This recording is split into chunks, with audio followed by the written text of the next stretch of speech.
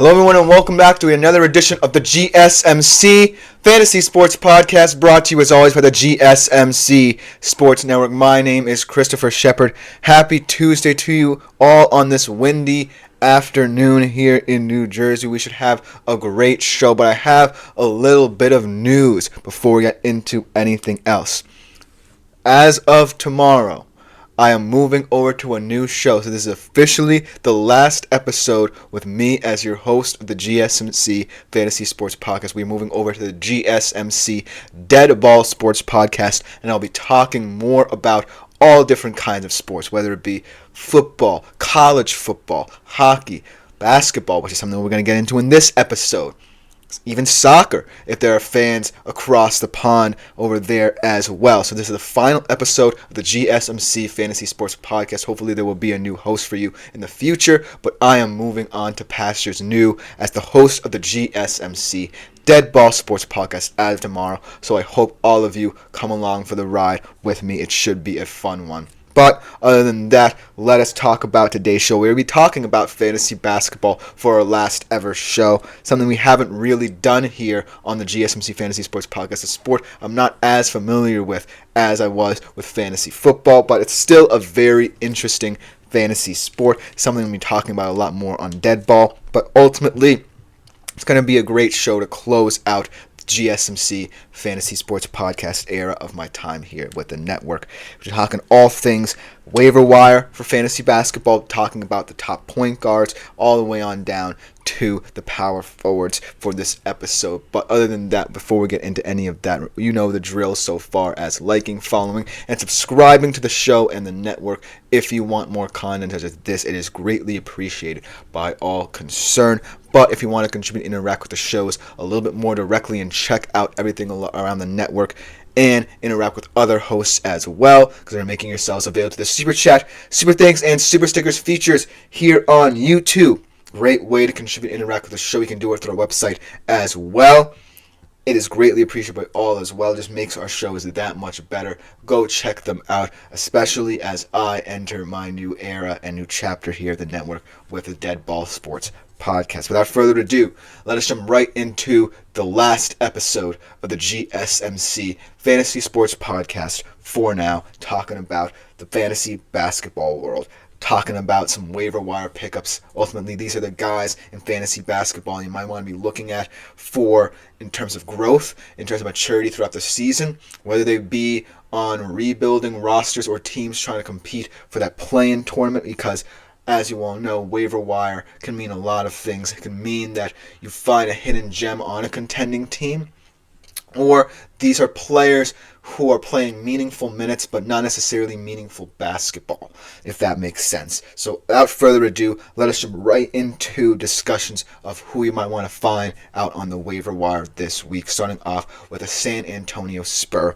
who really complements this team very well as they're fighting for their play-in lives, currently sitting at 10th in the Western Conference. How about Mr. Jeremy Sochan? This is a guy who I really liked coming out of college, coming out of Baylor a couple of years ago.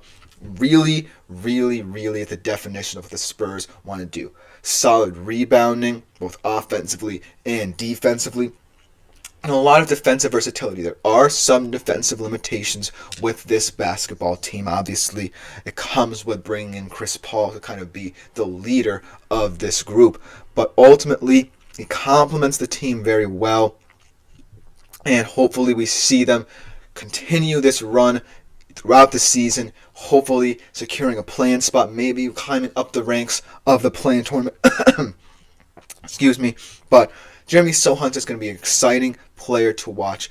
Very solid. If you were looking for someone maybe at the front court positions who provides a little bit of versatility, maybe as a flex option, maybe as a deep bench player or role player for your fantasy basketball team, Jeremy Sochan just might be the guy for you.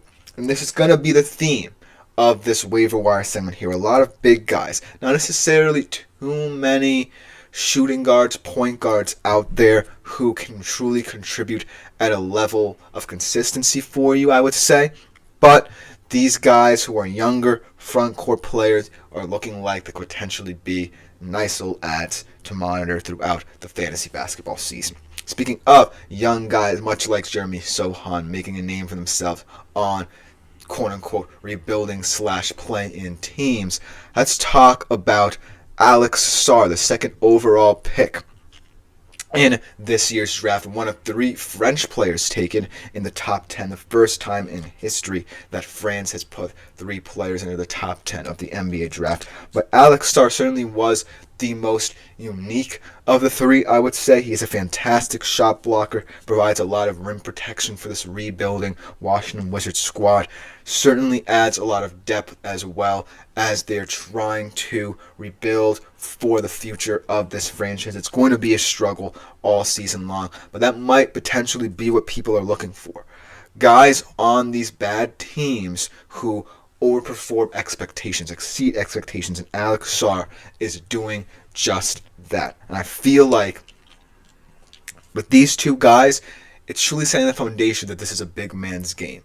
And no matter how many years you have been in the league, there's more chance of success for you at these front court positions than these next 2 guys who I'm talking about, because it's very difficult to break through, in my opinion, as a point guard or shooting guard, as a facilitator of your team, when it truly has become a very big man dominant game. There are some teams who kind of break away from that norm, but until then, I'm truly seeing a shift in the league from teams that win games by facilitating the basketball through ball movement to big men really being successful in the pick and roll game and really being successful in terms of their defensive prowess. So both of these guys, Sohan and Sarr, fall into that latter camp and are really for these teams that, whether it be the Spurs and you're kind of farther along in the rebuild than you initially thought, or the Wizards, who certainly are looking to be one of the worst teams in basketball this season, but hopefully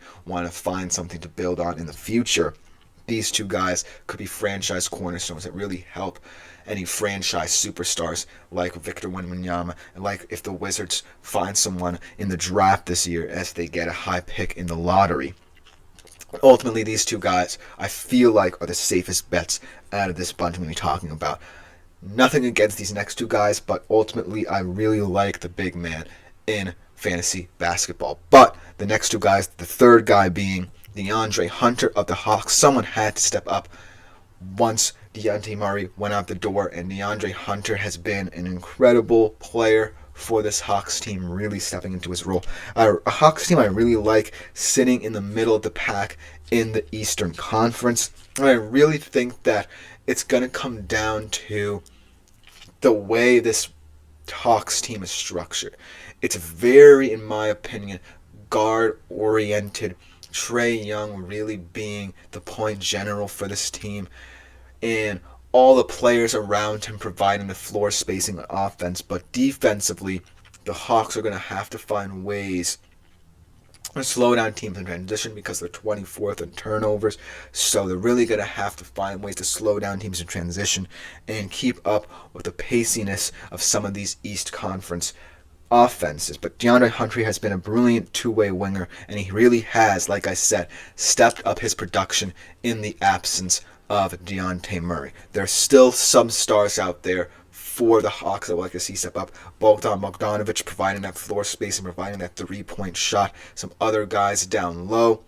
I'm not necessarily too familiar with the Hawks here, but ultimately guys like Larry Nance Jr., if he doesn't move on in the trade deadline. Onyeka Okongwu, still young, still fresh, still a vital piece of this team and what they're trying to do. Potentially Clint Capella still can put in a shift at 30 years of age, but still DeAndre Hunter could be the glue that brings this team together come postseason time as they try to compete in this very top-heavy Eastern Conference. So kudos to DeAndre Hunter for really stepping into the role that Dejounte Murray once filled.